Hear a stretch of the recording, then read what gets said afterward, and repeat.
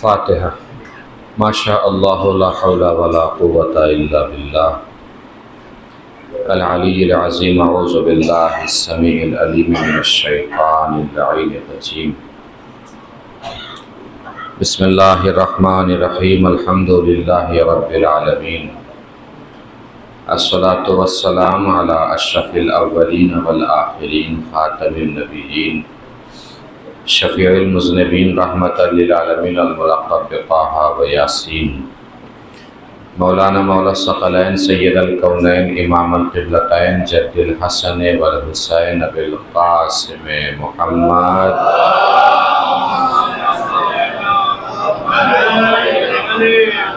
وعلی آلہ الطیبین الطاہرین المعصومین المظلومین المنتخبین المنتجبین الغر المیامین، ولعنۃ اللہ علی اعدائہم اجمعین من الآن الی قیام یوم الدین۔ اما بعد، فقد قالت فاطمۃ الزہرا سلام اللہ علیہا: الحمد للہ علی ما انعم ولہ الشکر علی ما الہم۔ صلوات پڑھیں پر محمد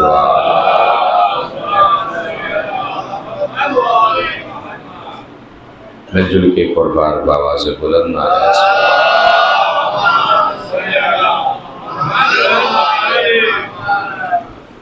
مجلس عذاب بعنوان ایصال ثواب ہے۔ پروردگار مرحوم کی مغفرت فرمائے، مرحوم کو جوار معصومین میں جگہ عنایت فرمائے، مرحوم کے درجات بلند فرمائے، گناہ کبیرہ و گناہ صغیرہ کو معاف فرمائے۔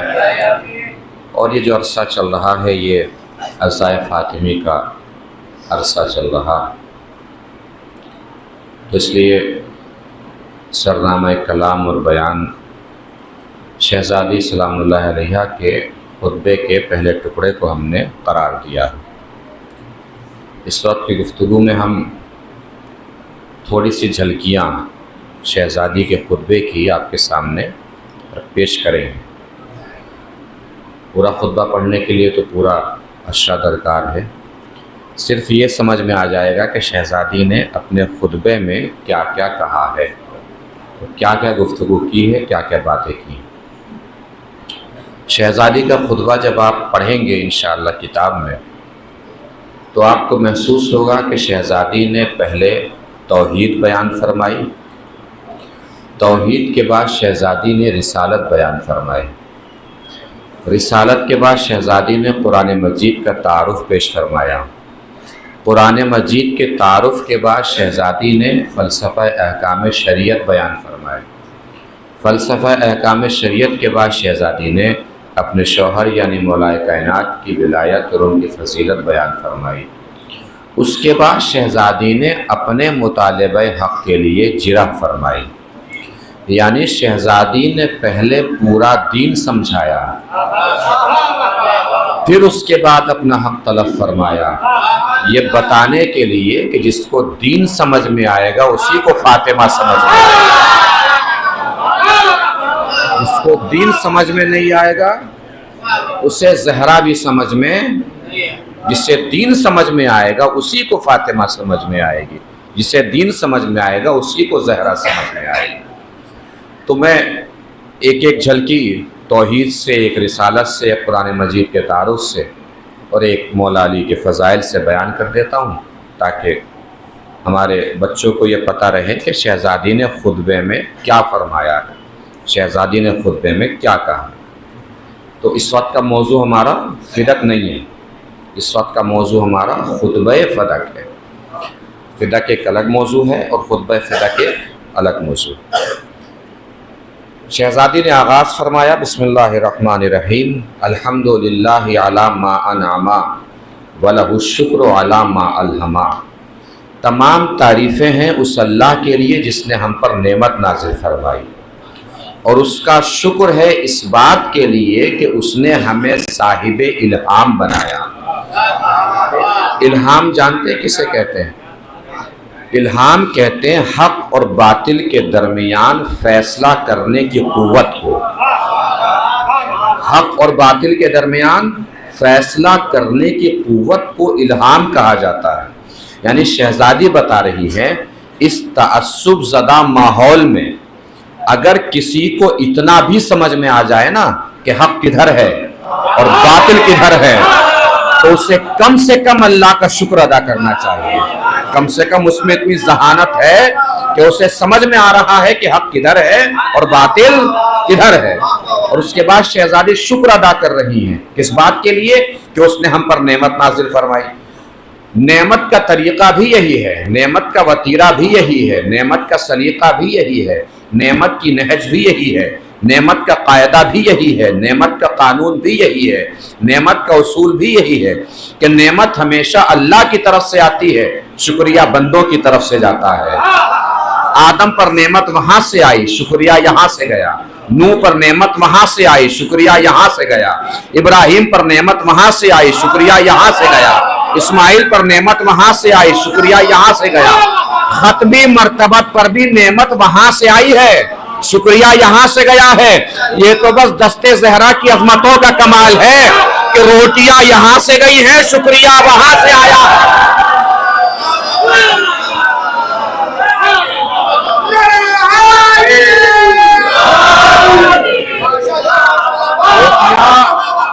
یہاں سے گئی ہیں, شکریہ وہاں سے آیا ہے. اچھا یہیں تھوڑا سا ٹھہر جائیے تھوڑی دیر کے لیے. کتنے دن گئی روٹیاں؟ 3 دن. 3 دن میں کتنی گئی؟ مولا کائنات کی روٹی, شہزادی سلام اللہ علیہ کی روٹی, امام حسن اور امام حسین علیہ السلام کی روٹی, 4 روٹی, اور ایک جناب فضہ کی روٹی, 5 روٹی. طے ہے بات؟ کنفرم ہے نا بات؟ اس کے علاوہ تو کچھ نہیں ہے نا. ان روٹیوں میں اللہ نے رسول کی روٹی شامل نہیں کی. جتنے بھی اہل بیت کی عظمتیں اور فضیلتیں ہیں سب میں رسول شامل ہیں یا نہیں ہیں؟ شامل ہیں. آیت تطہیر نازل ہوئی, چادر تطہیر میں رسول شامل ہیں یا نہیں ہیں؟ ہیں. میدان مباہلہ میں اہل بیت گئے, رسول گئے یا نہیں گئے؟ گئے. جتنی بھی اہل بیت کے سلسلے سے قرآن میں آیتیں ہیں سب میں رسول شامل ہیں, مگر روٹیوں میں اللہ نے رسول کی روٹی شامل نہیں کی. کس وجہ سے شامل نہیں کی؟ کس لیے شامل نہیں کی؟ اب محسوس فرمائیں گے, ممبئی میں رہتے ہیں آپ, نزاکت محسوس کیجئے گا. اصل میں اللہ کو ان روٹیوں کے بدلے کرنا ہے جنت کا رجسٹریشن, جنت کا بینامہ کرنا ہے روٹیوں کے بدلے. اس لیے اللہ نے رسول کی روٹی منگائی ہی نہیں تاکہ دنیا کو پتہ چل جائے کہ جنت رسول کی روٹی کے بدلے میں نہیں ملی ہے, بطول کی روٹی کے بدلے میں ملی ہے.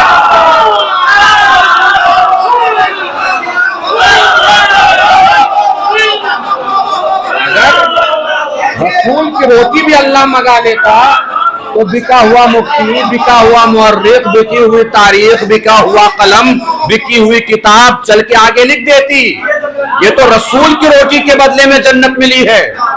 اللہ نے رسول کی روٹی منگائی ہی نہیں تاکہ دنیا کو پتا چلے رسول کی روٹی کے بدلے میں جنت نہیں ملی ہے, بطول کی روٹی کے بدلے میں جنت ملی ہے. اب سوچئے اور دیکھیے اور محسوس کیجئے, رسول کی روٹی کیوں نہیں منگائی؟ آپ میں سے جتنے بھی لوگ یہاں رہتے ہیں ان کا تعلق کسی نہ کسی گاؤں سے ہے, وطن سے ہے, اپنے کوئی اعظم گڑھ سے ہے, کوئی جونپور سے, کوئی بنارس سے ہے, ہم چولت سے ہیں, شکارپور سے ہے. کہیں نہ کہیں گاؤں سے کسی نہ کسی آدمی کا تعلق رہتا ہے. توجہ دیجیے گا, بڑی عظیم گفتگو پیش کرنے کی سعادت حاصل کر رہا ہوں. رسول کی روٹی کیوں نہیں منگائی؟ گاؤں میں باغ وغیرہ ہوتے ہیں, باغ جیسے آم کے باغ, آم کے باغوں کا قاعدہ ہے فصل کے اعتبار سے آم کے باغ خریدے جاتے ہیں, لیے جاتے ہیں. جس کا باغ ہوتا ہے, اصل جو مالک ہوتا ہے, اس سے فصل کے اعتبار سے 2 فصلوں کے لیے ہم آپ کا باغ لے رہے ہیں, 3 فصلوں کے لیے ہم لے رہے ہیں. تو کبھی کبھی ایسا ہوتا ہے اس میں کہ اکیلا آدمی اس حیثیت کا ہوتا ہے کہ وہ لے سکے. کبھی کبھی 5-6 لوگ مل کے لیتے ہیں, ہے نا, 5-6 لوگ مل کے لیتے ہیں. مثال کے طور پہ کوئی باغ 5 لوگوں نے مل کے لیا, ٹھیک ہے, ہماری 4 سے نہیں بنتی, ایک سے بہت اچھی بنتی ہے. ہم باغ میں گئے, ہم نے آم توڑے اور چل دیے. جن سے نہیں بنی وہ ہمیں روکیں گے یا نہیں روکیں گے؟ کہاں لے جا رہے ہو آم؟ ہم کیا کہیں گے؟ جس سے بنتی ہے اس کا نام لیں گے کہ اس کے حصے میں سے لے جا رہے ہیں, اس کے حصے میں سے لے جا رہے ہیں, اس کے حصے میں سے لے جا رہے ہیں. نہیں توجہ فرمائی؟ جس سے بنتی ہے اس کا نام لے کے کہیں گے اس کے حصے میں لے جا رہے ہیں, چار سے بنے یا نہ بنے. اللہ نے اس لیے رسول کی روٹی جنت کے بینامے میں شامل ہی نہیں کی, اس لیے کہ اللہ کو پتا تھا, اللہ کو معلوم تھا کہ مسلمان بڑا سیانہ ہے, جنت میں جا کے کہہ دے گا رسول کے حصے میں رہ رہے ہیں. اللہ نے رسول کی روٹی منگا ہی نہیں تاکہ دنیا کو پتا چل جائے کہ جنت رسول کی محبت میں نہیں ملے گی, بطول کی محبت میں ملے گی. زہرا کی محبت ہونا ضروری ہے, اہل بیت کی محبت ہونا ضروری ہے, تب جنت ملے گی. کیا لے گئے؟ روٹیاں لے گئے, روٹیاں ہی لے گئے. جب لوگ جاتے ہیں زیارت کے لیے تشریف لے جاتے ہیں, کربلا گئے, کاظمین گئے, سامرہ گئے, قم گئے, مشہد گئے. مشہد کا تذکرہ آتا ہے تو دسترخوان امام رضا کا تذکرہ بھی آتا ہے. جب دسترخوان امام رضا کا تذکرہ آتا ہے تو لوگ سے پوچھا جاتا ہے کہ آپ وہاں گئے تھے تو کیا کھا کے آئے دسترخوان سے. اگر عقل کے ساتھ شعور بھی ہوگا تو وہ یہ نہیں کہے گا کتنی روٹیاں کھا کے آیا, کتنی بوٹیاں کھا کے آیا, کتنے پلیٹ چاول کھا کے آیا. وہ آپ کو بتائے گا کہ دسترخوان امام رضا سے تبرک کھا کے آیا. اس کا مطلب اللہ کا رزق جب تک در معصوم سے دور ہوتا ہے وہ روٹیاں ہوتا ہے, بوٹیاں ہوتا ہے, چاول ہوتا ہے, بریانی ہوتی ہے, پلاؤ ہوتا ہے. لیکن جیسے ہی رزق خدا در معصوم سے منسوب ہو جاتا ہے اب وہ بوٹیاں اور روٹیاں نہیں ہوتا, تبرک بن جاتا ہے. اس کا مطلب اللہ کے فرشتے در فاطمہ سے تبرک لے گئے. کیا لے گئے؟ تبرک. لے جا کے کہاں رکھا؟ جنت میں. جنت کے بہت سارے تعارف ہیں. جنت جہاں عدن ہے, جنت جہاں خلد ہے, جنت جہاں سلسبیل ہے, جنت جہاں حوریں ہیں, جنت جہاں غلمان ہیں, جنت جہاں باغات ہیں, جنت جہاں انہار ہیں. آج سے جنت کا ایک اور ترجمہ سنیے کہ جنت اس جگہ کو کہتے ہیں جہاں فاطمہ کا تبرک ہے. جنت اس جگہ کو کہتے ہیں جہاں فاطمہ کا تبرک ہے. اب بھی نہیں سمجھے آپ ہم امام بارگاہ کو جنت کیوں کہتے ہیں, عزا خانے کو جنت کیوں کہتے ہیں, امام باڑے کو جنت کیوں کہتے ہیں؟ اسی لیے جنت کہتے ہیں کہ وہاں بھی زہرا کا تبرک ملتا ہے, یہاں بھی زہرا کا تبرک ملتا ہے.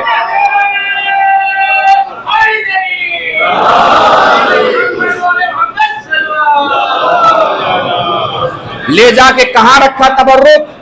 جنت میں. جنت میں کون بھوکا پیاسا بیٹھا تھا؟ کس کو ضرورت تھی جنت میں تبرک کی؟ ہو سکتا ہے اب اگر نظریے سے مل جائے, فکر سے مل جائے تو جتنے لوگ یہاں بیٹھے ہیں نا, اگر لگے کہ یہ ہماری ہی فکر ہے, یہ ہمارا ہی نظریہ ہے, یہ ہمارے ہی جذبات ہیں, تو پوری طاقت سے میری خطابت کو نہیں شہزادی کی عظمت کو سلام کرنا ہے. بھائی کیوں لے گئے فرشتے تبرک در فاطمہ سے؟ کون بھوکا پیاسا بیٹھا تھا جنت میں؟ کون بیٹھا تھا؟ ہو سکتا ہے اللہ نے جنتیوں کے جنت میں جانے سے پہلے ان کے کھانے پینے کا انتظام کیا ہو اور تبرک منگا رہا ہے در فاطمہ سے.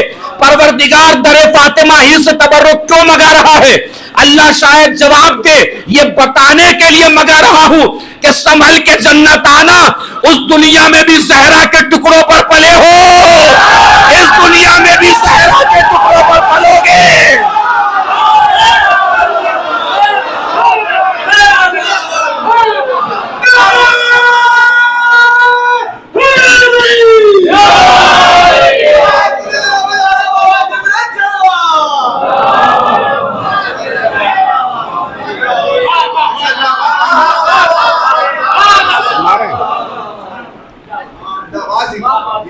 الحمدللہ اب آپ پوری طرح بیدار ہیں تو اب سنیے شہزادی نے اللہ کو کیسے پہچانوایا. خصوصاً بزرگان, تجربے کار افراد, ان کی خصوصی آوازیں چاہوں گا شہزادی نے اللہ کو کیسے پہچان پایا؟ شہزادی آگے فرماتی ہیں وَالثَّنَاءُ بِمَا قَدَّمَ مِنْ عُمُومِ نِعَمٍ ابْتَدَاهَا۔ تھوڑا سا آپ لوگ آگے بیٹھ ہو جائیے، پیچھے آنے والوں کو آسانی ہو جائے، تھوڑا وہ آگے پیچھے چکر لگا کے چلے جا رہے ہیں بچے، آگے آ جائے، تھوڑا سا آ جائے تھوڑا سا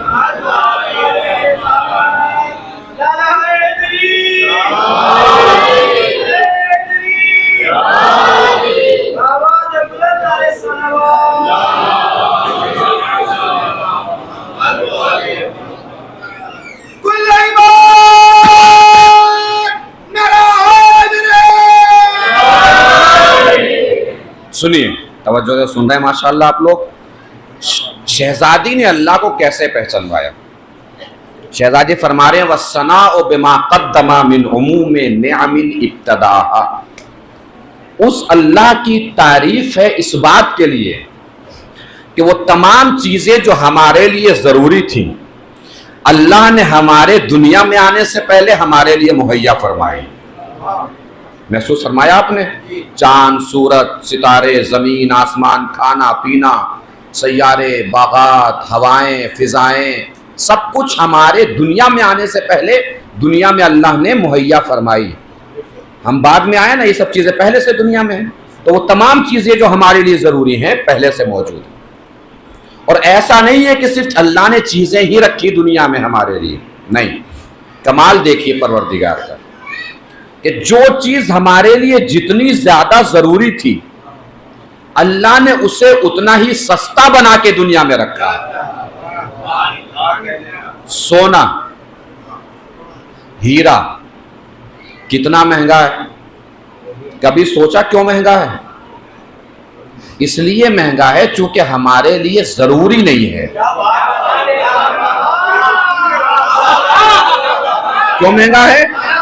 چونکہ ہمارے لیے ضروری نہیں ہے۔ اس کے مقابلے پر نمک کتنا سستا ہے؟ ہر ذائقے کے لیے ضروری ہے۔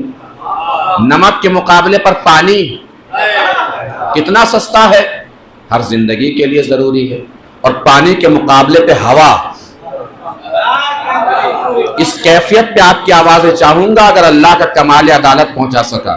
ہوا، اللہ نے ہوا کو سستا نہیں رکھا ہے، ہوا کو بالکل فری رکھا۔ اور اس عادل مطلق کا کمال اعتدال دیکھیے کہ اللہ نے ہوا کو فری رکھ کر سب پر برابر سے ایسے بانٹا ہے کہ اللہ نے جس ہوا سے امیر کو زندہ رکھا اسی ہوا سے غریب کو زندہ رکھا ہے۔ کوئی فرق نہیں ہے، سب پر برابر سے بانٹا پروردگار عالم نے۔ اور ایسا نہیں ہے صرف چیزوں کو مہیا کیا۔ شہزادی فرما رہی ہیں وَالصُّبُوغِ آلَاءٍ أَصْدَعَهَا۔ جتنی چیزیں ہمارے لیے ضروری تھیں ہمیں ہماری اوقات سے زیادہ عطا کی، مطلب جتنی ہمیں ضرورت تھی چیزوں کی اللہ نے اس سے زیادہ ہمیں بخشا ہے۔ آپ اپنے وجود کے اندر غور فرمائیے، کسی کی ایک آنکھ خراب ہو جائے دوسری آنکھ سے دکھائی دے گا یا نہیں دے گا؟ دے گا یا نہیں دے گا؟ دکھائی دے گا۔ اس کا مطلب دیکھنے کے لیے صرف ایک آنکھ ضروری ہے، اس نے کتنی دی؟ دو۔ ایک کان خراب ہو جاتا ہے دوسرے کان سے سنائی دیتا ہے نہیں دیتا؟ سنائی دیتا ہے۔ اس کا مطلب سننے کے لیے صرف ایک کان ضروری ہے، اس نے کتنے دیے؟ اور گہرائی میں چلے جائیے اور ڈیپ میں چلے جائیے۔ زندہ رہنے کے لیے صرف ایک کڈنی ضروری ہے، اللہ نے کتنی دی ہیں؟ یہ بتانے کے لیے دی کہ بغیر مانگے اوقات سے زیادہ دے رہا ہوں۔ اگر میری بارگاہ میں آ کے ہاتھ اٹھا دو گے تو پھر سوچ سکتے ہو کہ میں کتنا عطا کر سکتا ہوں۔ آگے شہزادی فرما رہی ہیں ابتداء الاشیاء لا من شیء کان قبلها۔ سنیے شہزادی کیسے پہچانوا رہی ہیں اللہ کو۔ ابتداء الاشیاء لا من شیء کان قبلها، اس نے چیزوں کو ایسے بنایا کہ ان سے پہلے کچھ موجود ہی نہیں تھا۔ کمال دیکھیے پروردگار کا۔ چیزیں ہم بھی بناتے ہیں، آپ میں سے بہت سے لوگ ہوں گے تو کام کرتے ہوں گے، چیزیں بناتے ہوں گے، چیزیں کریٹ کرتے ہوں گے۔ مثلا ہم نے یہ ممبر بنایا، کس چیز سے بنا ہے ممبر؟ کس چیز سے؟ نزاکت محسوس کیجئے گا. لکڑی تھی تبھی تو ممبر بنا. پہلے مدد کرنے کے لیے چیز موجود تھی نا. شہزادی بتا رہی ہیں اللہ نے جب خلقت کا آغاز کیا تو مدد کرنے کے لیے کوئی شے موجود ہی نہیں تھی. اور اس اللہ کا کمال دیکھیے، جسے سب سے پہلے بنایا اسی کو سب سے خوبصورت بنایا، جسے سب سے پہلے بنایا اسی کو سب سے حسین بنایا، جسے سب سے پہلے بنایا اسی کو اپنا محبوب بنایا، جسے سب سے پہلے بنایا اسی کو سب سے بڑا بنایا، جسے سب سے پہلے بنایا اسی کو سب سے اعلیٰ بنایا، جسے سب سے پہلے بنایا اسی کو سب سے اولا بنایا. یہ رسول ہے اللہ کا جسے سب سے پہلے بنایا. توجہ دیجیے گا، شہزادی یہی بتا رہی ہیں چیزیں تم بھی بناتے ہو، چیزیں اللہ بھی بناتا ہے، مگر بڑا فرق ہے تمہارے بنانے میں اور اللہ کے بنانے میں. مولائیوں کا مجمع ہے، جملہ پہنچے، کیفیت پہنچے، نزاکت پہنچے تو بتائیے گا. چیزیں تم بھی بناتے ہو، چیزیں اللہ بھی بناتا ہے، مگر بڑا فرق ہے تمہارے بنانے میں اور اللہ کے بنانے میں. تم زیادہ ہی بلندی پر جاتے ہو. برتن بناتے ہو، کس چیز سے بناتے ہو؟ مٹی سے بناتے ہو.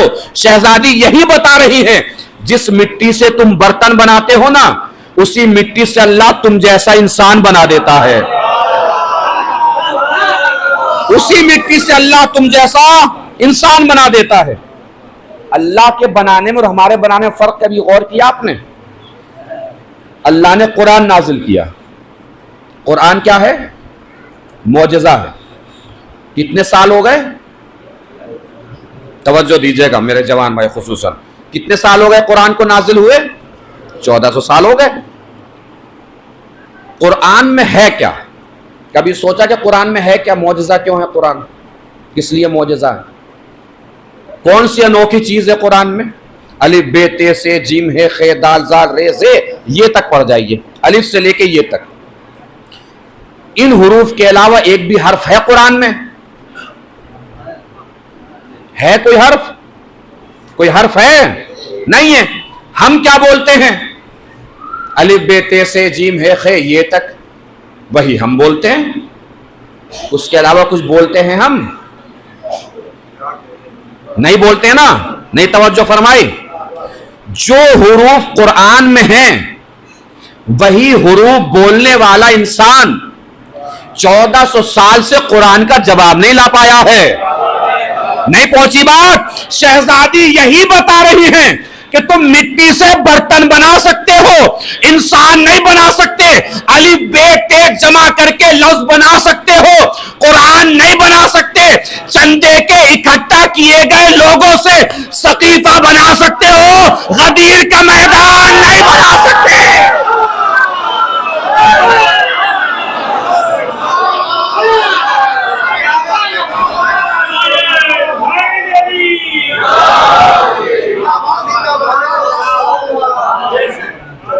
محسوس فرما رہے ہیں؟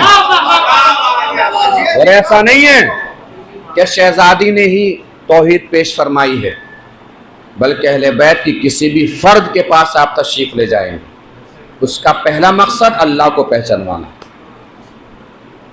سنیے، اپنے اوپر فخر کیجئے کیسے کیسے ہادیان برحق آپ کو ملے. امام جعفر صادق علیہ السلام کی بارگاہ میں آیا،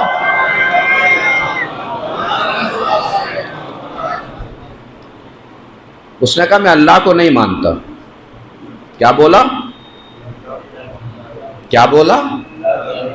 اللہ کو نہیں مانتا. تھوڑی دیر بیٹھا، اس کی زبان سے آہ نکلا. کیا نکلا؟ آہ. مولا نے پوچھا تو اللہ کو نہیں مانتا؟ اس نے کہا نہیں مانتا. تو پھر یہ آہ کیا ہے؟ اس نے کہا میرے سر میں درد ہے. میرے لہجے کو نہ دیکھیے گا، چھٹے امام کے لہجے کے حسن تک پہنچنے کی کوشش فرمائیے گا. لہجے کا حسن سمجھ میں آ جائے تو بتائیے گا.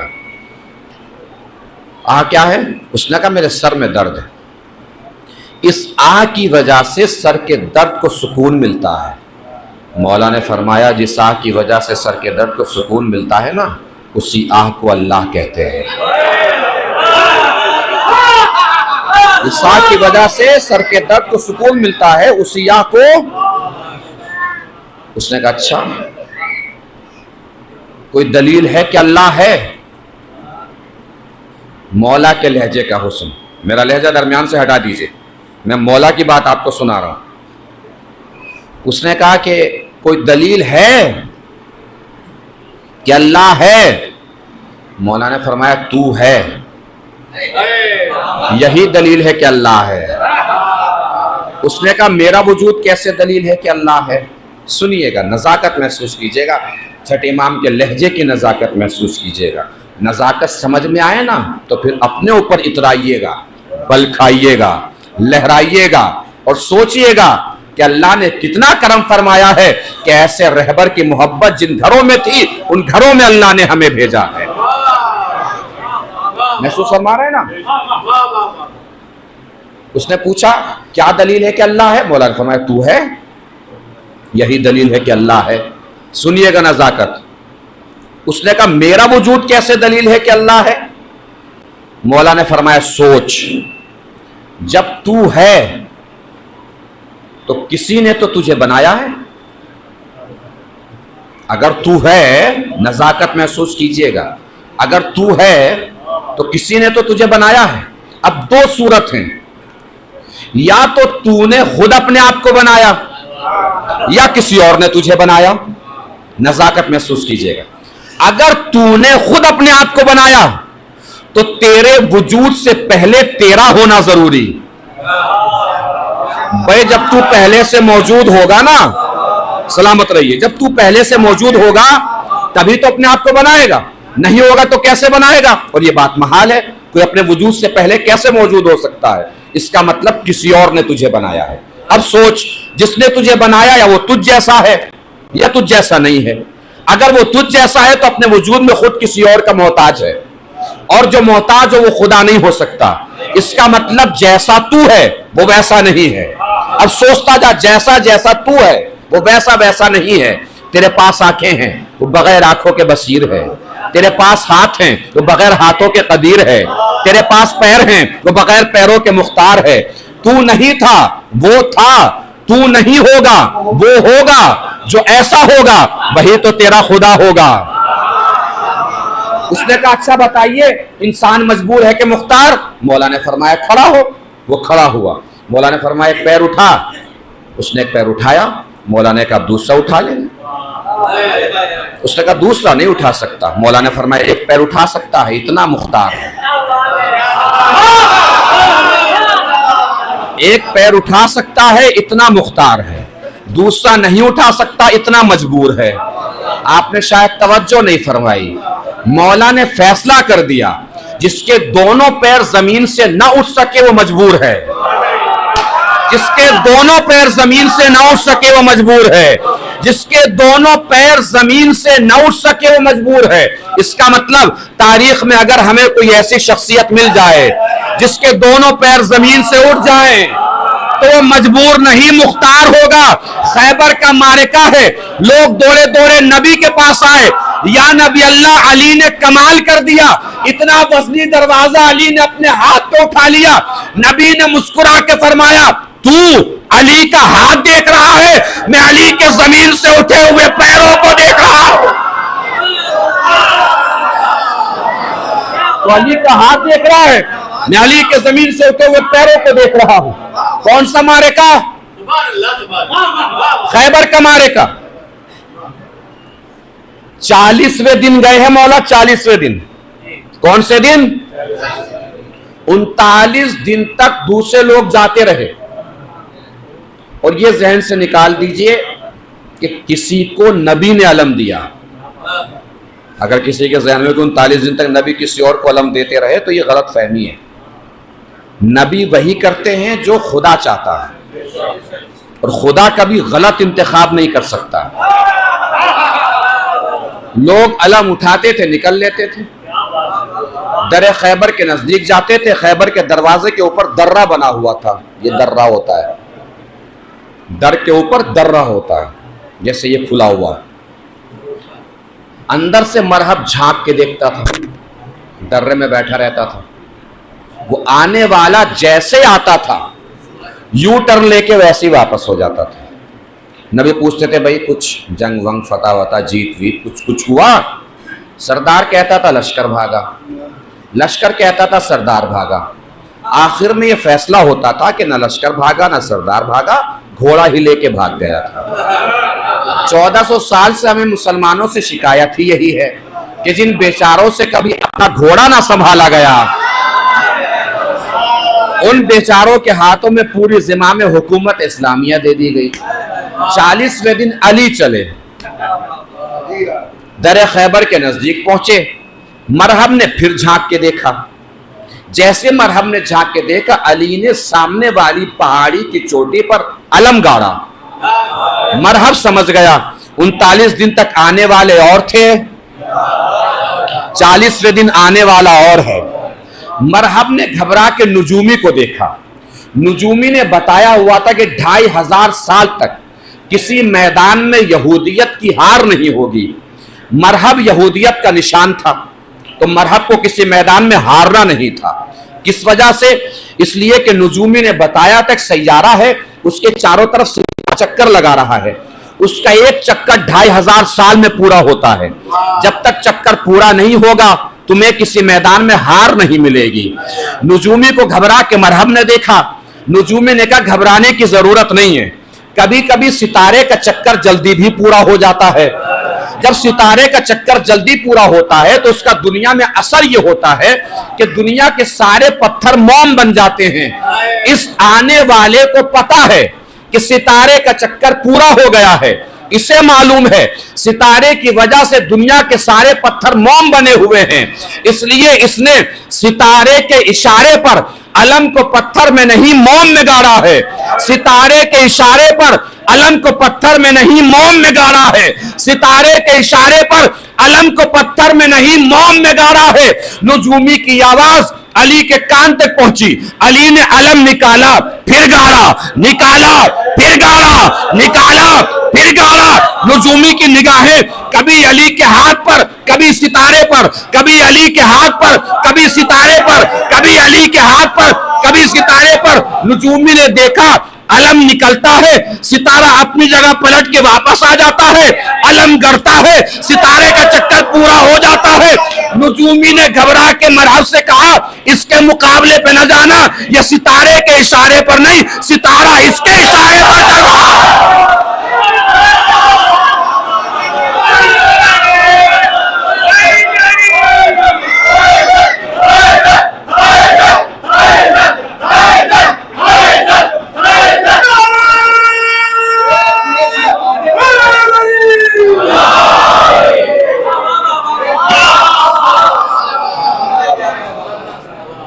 فرما رہے ہیں شہزادے نے توحید بیان فرمائی، رسالت بیان فرمائی، قرآن مجید کا تعارف پیش فرمایا۔ شہزادی نے اس کے بعد فلسفہ احکام شریعت بیان فرمایا۔ اس کے بعد شہزادی نے اپنے شوہر کی شجاعت بیان کی۔ کس کی شجاعت؟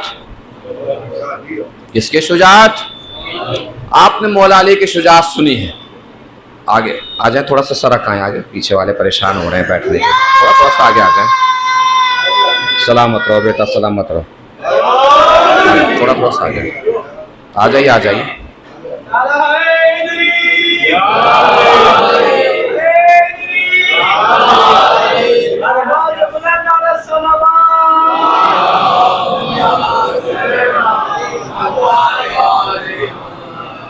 ذاکرین سے سنی ہے مولا علی کی شجاعت، خطبہ سے سنی ہے، شعراء سے سنی ہے،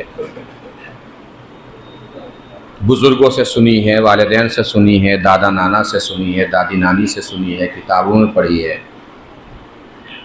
آج میں آپ کو علی کی شجاعت شہزادی کی زبانی سنا رہا ہوں۔ ساری باتیں میں نے بیچ کی چھوڑ دی ہیں، وقت نہیں ہے رسالت بیان کرنے کا، پورا اشیاء درکار اس سلسلے سے، تو بس میں مولا علی کی شجاعت آپ کو سنا رہا ہوں۔ کس کی زبانی؟ کس کی؟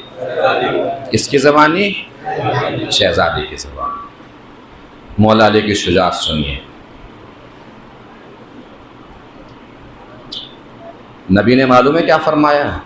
لولا علی لما کان لفاطمہ کف، اگر علی نہ ہوتے تو فاطمہ کے کوئی برابر نہ ہوتا.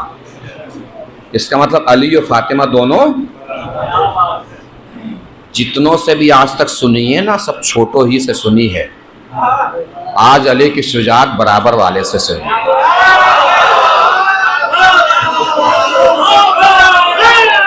علی کی شجاعت برابر والے سے سنی. شہزادی فرما رہے ہیں دربار چھلک رہا ہے لوگوں سے. توحید بیان کر چکی شہزادی. اب اس کے بعد یہ بتاؤں گا کہ شہزادی نے مولا کی شجاعت اور مولا کی فضیلت کیوں بیان فرمائی آخر میں. پورا دربار چھلک رہا ہے، لوگ بیٹھے ہیں، طائر لاہوتی سروں پہ رنجاں ہیں. ایسا لگ رہا ہے کہ سب کے سروں پہ پرندے بیٹھے ہوں. سر اٹھے تو پرندے نہ اڑ جائیں. لوگ سر جھکائے بیٹھے ہوئے اور شہزادی مولا کی فضیلت بیان کر رہے ہیں، مولا کی شجاعت بیان کر. وَكُنْتُمْ شَفَا حُفْرَةٍ مِّنَ النَّارِ. شہزادی فرما رہے تم سب لوگ آگ کے دہانے پر تھے، میرے بابا نے تمہیں آگ کے پیچھے کھینچا. اپنے بابا کی فضیلت میں بیان کر رہی ہیں. گندی نالیوں کا پانی پیتے تھے تم.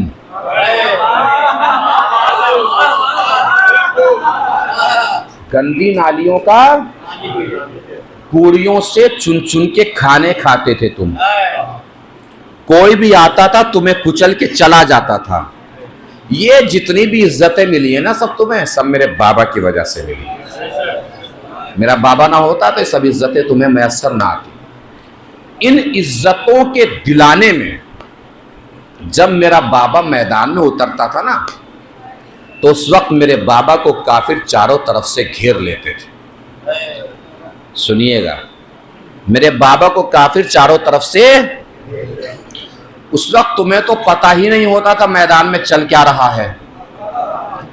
تم تو کسی نہ کسی نشیب میں جا کر، کسی نہ کسی اونچائی پہ جا کر اپنی جان بچا لیتے تھے. اس وقت پتہ ہے میرا بابا کرتا کیا تھا.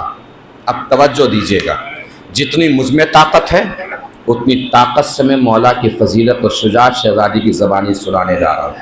اور جتنی آپ میں طاقت ہے اتنی طاقت سے مولا کی شجاعت کو ایسے سلام کرنا ہے جیسے دربار میں کھڑے ہو کے شہزادی کے خطبے کو سامنے سے داد دے رہے ہیں، سامنے سے سلام کر رہے ہیں. جس کے دل میں شہزادی کی جتنی عظمت جلوہ گر ہے، جتنی محبت ہے، اتنی طاقت سے مولا علی کی شجاعت کو سلام کرے گا. منظر یہاں کا محشر میں بدل جانا چاہیے اگر شجاعت پہنچا سکوں. شہزادی فرما رہی ہیں تم سب لوگ تو میدان سے نکل لیتے تھے. معلوم ہے میدان میں کیا ہوتا تھا اس وقت جب کافر چاروں طرف سے میرے بابا کو گھیر لیتے تھے. قذفا اخاہ فی لہواتہا. میرا بابا میرے شوہر علی کو کافروں کے حلق میں اتار دیتا تھا اور میرا شوہر علی کافروں کے حلق سے اس وقت تک باہر نہیں آتا تھا جب تک اندر کی رگوں سے لا الہ الا اللہ کی آوازیں نہ آنے لگے.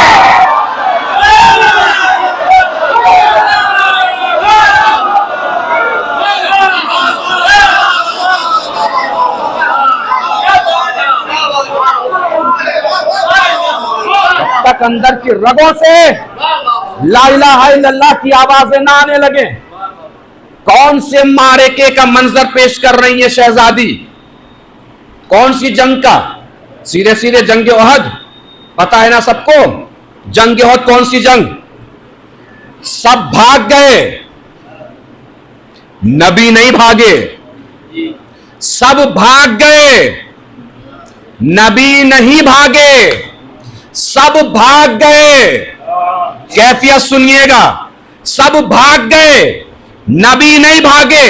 نبی اپنے پیروں کو زمین پہ جمائے ہوئے ایسے کھڑے تھے جیسے اللہ کا عرش نبی کے کاندھوں پہ ٹھہرا ہو. نبی ہٹیں گے عرش الہی زمین پہ گر پڑے گا. لہو میں شرابور نبی، جبین سے لے کر پیروں کے انگوٹھے تک لہو لہان نبی اپنے پیروں کو زمین پہ جمائے کھڑے تھے. سب بھاگ گئے، نبی نہیں بھاگے. سب بھاگ گئے، نبی نہیں بھاگے. دنیا ہم سے کہتی ہے तुम्हारी शुजाअत के बयान में सिर्फ अली ही दिखाई देते हैं, नबी तो दिखाई नहीं देते। मेरे जवानों, अगर आज के बाद तुमसे कोई कहे ना कि तुम्हारी शुजाअत के बयान में सिर्फ अली ही दिखाई देते हैं, नबी तो दिखाई नहीं देते, तो पलट के सीना तान के बोलिएगा कि तुम्हें इतनी देर तक मैदान में रुकने की आदत हो तो नबी दिखाई देना।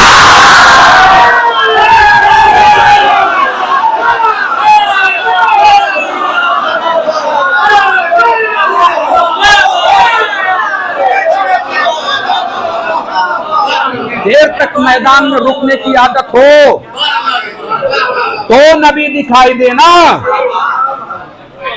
जितने भी शुअरा तशरीफ फरमा है, उलमा तशरीफ फरमा है, थोड़ा सा भी जिसे उर्दू से मोहब्बत है, उर्दू से शगफ है, उर्दू की नजाकतों को पहचानता है, एक लफ्ज से कैफियत बना रहा हूं, एक लफ्ज से। सब भाग गए, नबी नहीं भागे। नबी को चारों तरफ से काफिरों ने घेर लिया, नियामों से तलवारें निकल गई। करीब था कि नबी के बदन पारा पारा हो जाता कि अचानक मैदान की निगाहों ने देखा कि मैदान में बिजली सी चमकी, बादल सा गरजा। कैफियत, बिजली सी चमकी, बादल सा गरजा, और अली नबी और काफिरों के दरमियान से गुजरे। अली नबी और काफिरों के दरमियान से गुजरे। अली नबी और काफिरों के दरमियान से गुजरे। अली का दरमियान से गुजरना था, सारे काफिर गुजर गए। अली का दरमियान से गुजरना था, सारे काफिर गुजर गए। तलवार चली, अली घूम रहे हैं, लग रहा था जैसे काबे इमामत, काबे नबूवत का तवाफ कर रहा हो। तलवार चल रही है, किसी का सर गया, किसी का सीना गया, किसी का पेट गया, किसी का बाजू गया, किसी का जानू गया, किसी का पैर गया। जो तस्वीरें घोड़ों पर बिगड़ रही थी, अली उसे जमीन पे बना रहे थे। अचानक मैदान में किसी बदबख्त की आवाज गूंजी, माज़ल्लाह कद क़ुतिला मोहम्मद, मोहम्मद कत्ल कर दिए गए। जो मैदान में दो चार बचे खुचे लोग थे, उन्होंने भी भागना शुरू किया। जब भागना शुरू किया तो तेजी से अली एक गड्ढे की तरफ झपटे, अपने हाथ पे नबी को उठाया, उठा के फरमाया, कहां भागे जा रहे हो? हाजा मोहम्मद, हाजा मोहम्मद, हाजा मोहम्मद। अल्लाह को अली की याद इतनी पसंद आई कि आवाज किबरियाई होगी, ऐ मेरे नबी, आज अली ने एक हाथ पे उठा के कहा हाजा मोहम्मद, तो गदीर के मैदान में दोनों हाथों पे उठा के बोल, मन कुंतु मौला फहाजा अली मौला। एक सलवात पढ़े मिलजुल के बर मोहम्मद व आले मोहम्मद।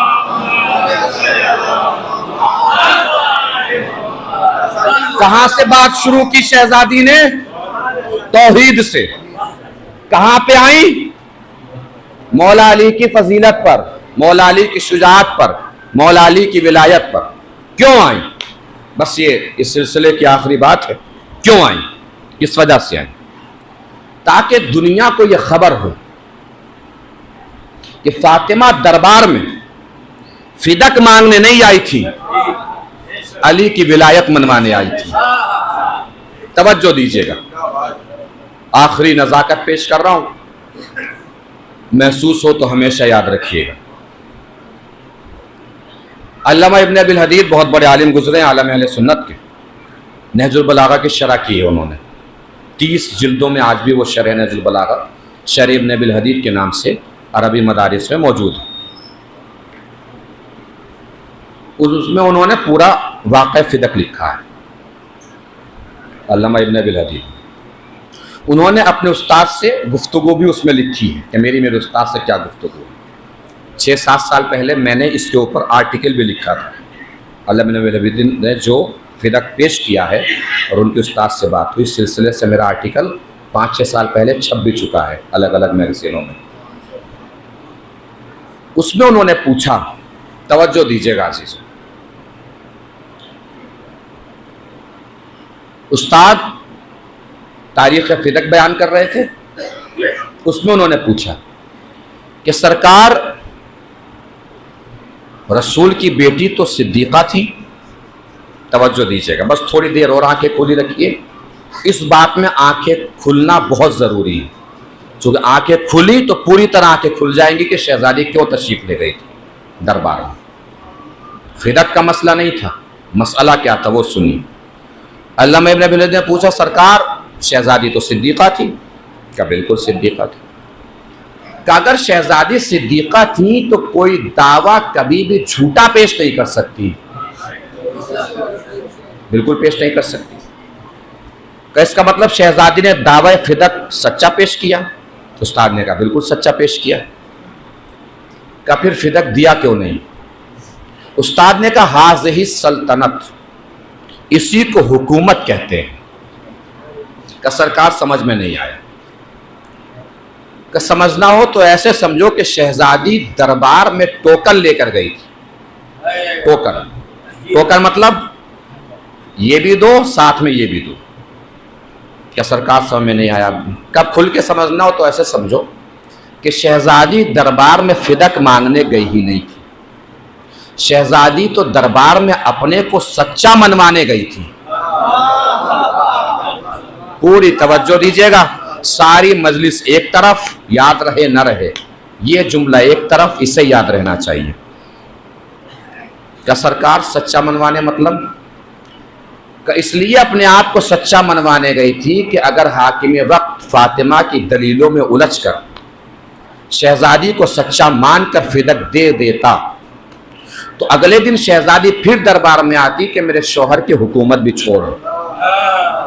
چونکہ ایک دن پہلے سچا مان کر فدق دے چکا تھا، اگلے دن حکومت بھی چھوڑنی پڑتی. پہنچ گئی بات؟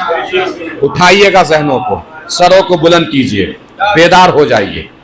جتنی مجھ میں طاقت ہے اتنی طاقت سے سمجھانے کی کوشش کروں گا. جتنی آپ میں طاقت ہے اتنی طاقت سے سمجھ جائیں تو اتنی طاقت سے شہزادی کی عظمتوں کو سلام کیجئے گا. اٹھے ہوئے ہاتھ، بولتی ہوئی زبانیں، میری خطابت کو داد نہیں، شہزادی کی ذہانت کو سلام ہوگا. پوری طاقت سے شہزادی کی ذہانت کو سلام کرنا ہے، چاہے آپ دیواروں سے لگے بیٹھے ہو، درمیان میں بیٹھے ہو، باہر بیٹھے ہو، سامنے بیٹھے ہو، کہیں بھی بیٹھے ہو. کیا کہا استاد نے علامہ ابن ابی الحدید کے؟ نزاکت محسوس کیا آپ نے کہ اگر سچا مان لیتا تو حکومت چھوڑنی پڑتی. سچا مان لیتا، سچا مان لیتا، سچا مان لیتا تو حکومت چھوڑنی پڑتی. اب میرا آپ سے سوال ہے، معاذ اللہ ثم معاذ اللہ ثم معاذ اللہ، کوئی خدا نہ خواستہ شہزادی کو جھوٹا مانے تو کیا وہ جنت جا سکتا ہے؟ جو نہیں بولے ان کی جنت کوئی الگ ہے. جو شہزادی کو جھوٹا مانے کیا وہ جنت جا سکتا ہے؟ تو گھبرا کیوں رہے ہیں؟ جو شہزادی کو جھوٹا مانے کیا وہ جنت جا سکتا ہے؟ نہیں جا سکتا نا. کیا کہا استاد نے؟ اگر سچا مان لیتا تو حکومت چھوڑنی پڑتی.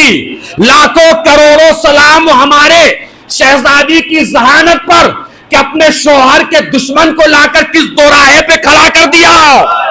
کہ اگر سچا مان تو حکومت چھوڑ، جھوٹا مان تو جنت چھوڑ.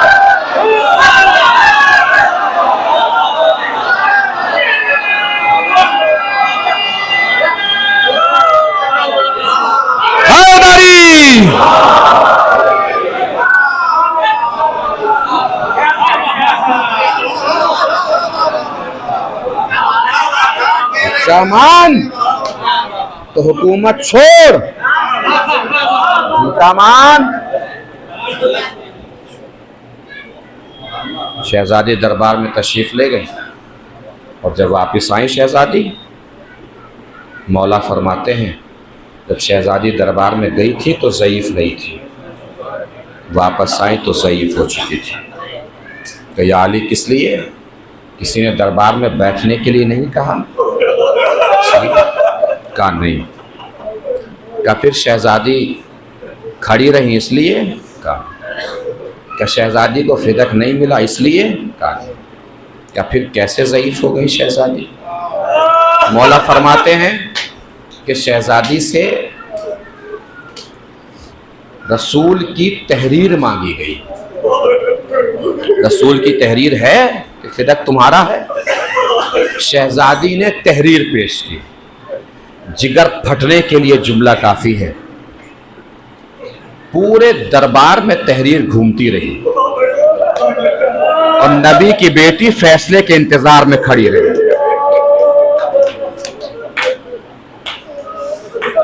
ایک شخص نے تحریر کے ٹکڑے کر کے زمین پہ پھینکا، مولا فرماتے ہیں جب شہزادی تحریر کے ٹکڑے چننے بیٹھی تھی تو ضعیف نہیں تھی، چن کے اٹھی تو ضعیف ہو چکی تھی۔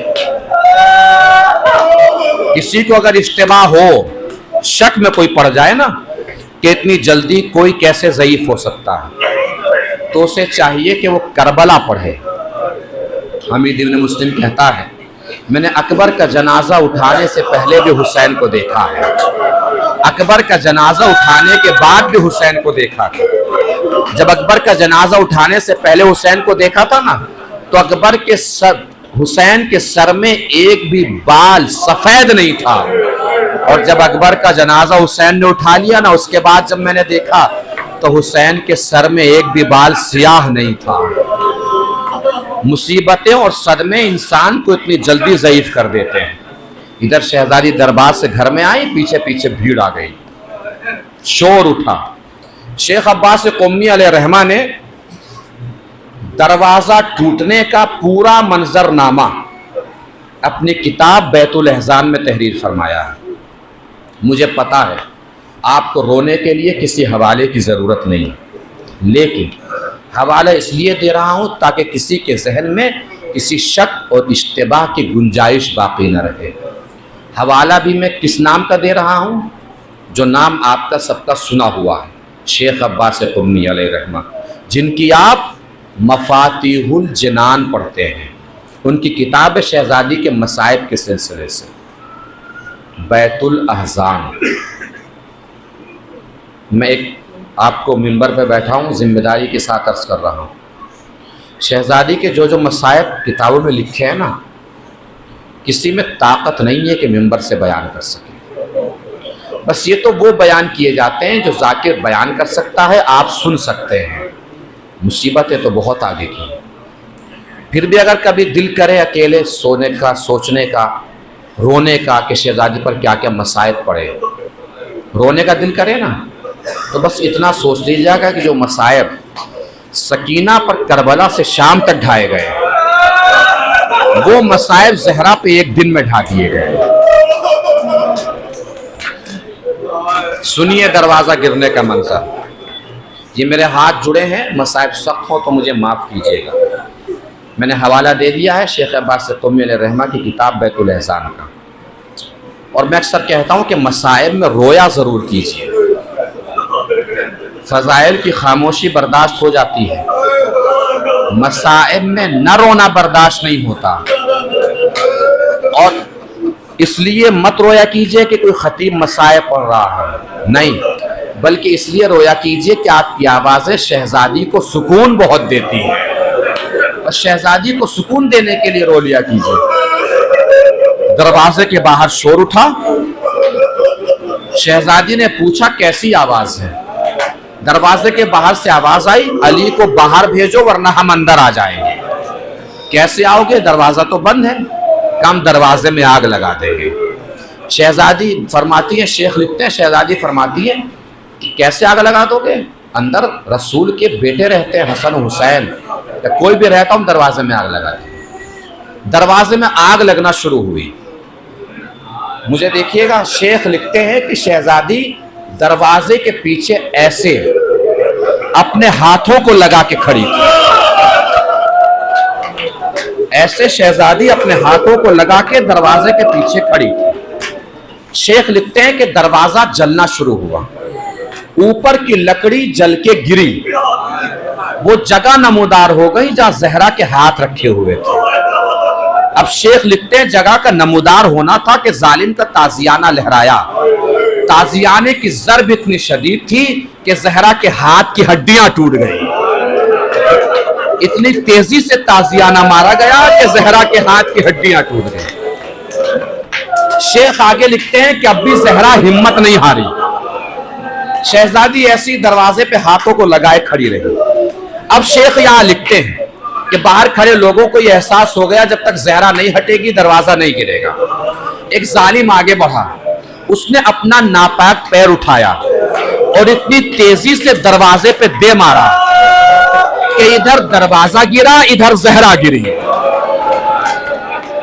سن رہے نا عزادارو, ادھر دروازہ گرا ادھر زہرا گری. شیخ لکھتے ہیں کہ اب بھی زہرا ہمت نہیں ہاری. جلدی سے شہزادی اٹھی اور جس جگہ سے دروازہ گرانا تھا نا اسی جگہ پہ آ کے اپنے ہاتھوں کو لگا کے ایسے کھڑی ہو گئی کہ میں اپنے ہوتے تمہیں علی تک نہیں جانے دوں گی. میرے ہاتھ جڑے ہیں, مصائب سخت ہو تو مجھے معاف کیجئے گا, لیکن دل پہ اگر چوٹ لگے نا تو آنکھوں سے آنسوں کا سیلاب نکل جانا چاہیے. ہر معصوم کا پرسہ لینے زہرا آتی ہے. سوچیے آپ زہرا کا پرسہ پیش کر رہے ہیں تو یہاں کون کون ہوگا؟ کسی کے سامنے عباس ہوں گے, کسی کے سامنے حسین ہوں گے, کسی کے سامنے علی ہوں گے. شیخ لکھتے ہیں کہ زہرا سامنے سے نہ ہٹی تو ایک شخص آگے بڑھا, اس نے اپنے بغل سے نیام نکالی جس کے اندر تلوار تھی. اس نے نیام کو پلٹا, قبضے کی طرف سے زہرا کی پسلیوں پہ اتنی تیز مارا کہ زہرا یہ کہہ کے گر گئی, فضا دوڑو میرا محسن مارا گیا. تیسرا منظر اور آخری منظر, مصائب تمام ہونے جا رہے ہیں. آخری جملہ سخت محسوس ہو معاف فرمائیے گا. آگے شیخ لکھتے ہیں کہ آگے کا منظر ایسا بھیانک اور ہولناک ہے کہ مدینے کی زمین کو زلزلہ آیا ہوگا. شیخ لکھتے کہ شہزادی تیزی سے زمین سے اٹھنا چاہتی تھی. لوگوں نے اندر گھر میں داخل ہونا شروع کیا. شہزادی جلدی سے اٹھنا چاہتی تھی کہ ایک ملعون آگے بڑھا, زہرا کی طرف تیزی سے دوڑ کے پہنچا اور اٹھتی ہوئی زہرا کے رخسار پہ اتنی تیزی سے تماچا مارا کہ زہرا کے کانوں کے گوشوارے زمین پہ ٹوٹ کے گر گئے. زہرا نے آواز دی, بابا آپ کے بعد مدینہ بہت بدل گیا. ایک خطیب یہ مصائب پڑھ رہے تھے, درمیان سے ایک شخص کھڑا ہوا, کھڑے ہو کے بولتا ہے, سر و سینہ پیٹتا ہے, روتا ہے, تڑپتا ہے.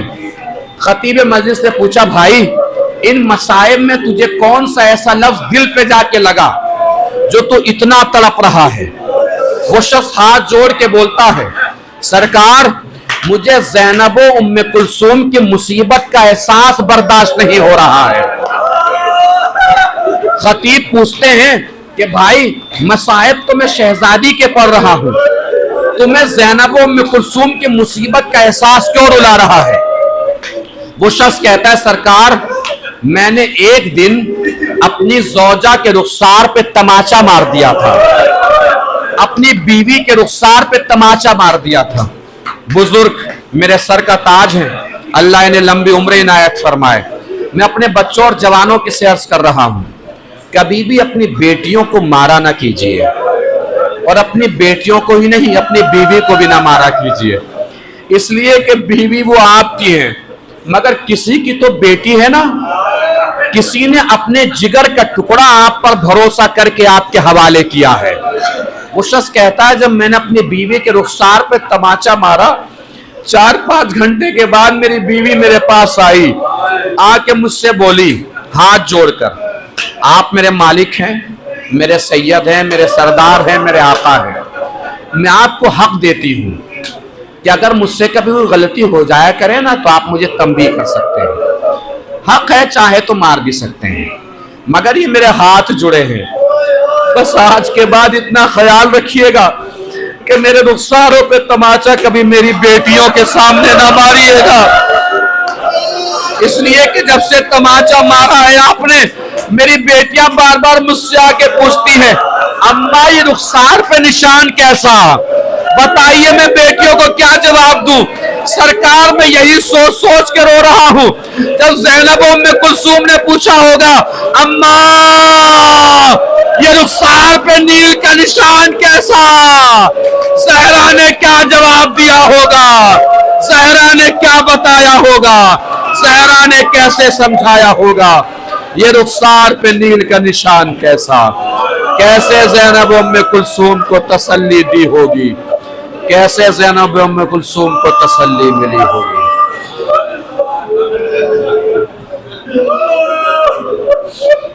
الا لعنت اللہ علی القوم الظالمین وسيعلم الذین ظلموا ای منقلب ینقلبون انا للہ وانا الیہ راجعون رضا بقضائہ وتسلیما لامرہ۔